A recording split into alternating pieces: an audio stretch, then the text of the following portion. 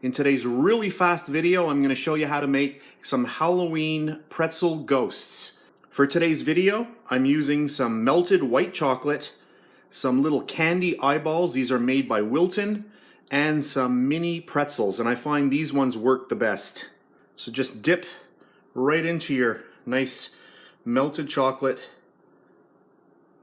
That's good. Just put it right there. And then what I like to do is just fill the eyeball area, because this is where we're going to be applying those little eyeballs. So just like that. That's good. Then I'm just going to grab my little eyeball and just drop it right in there.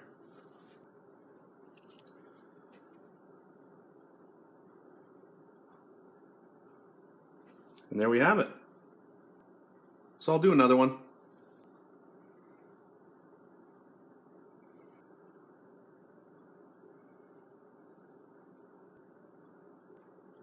We'll grab our little eyeballs.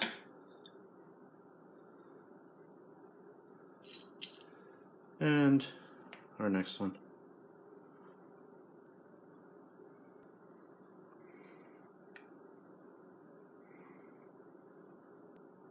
Oh, those are so cute.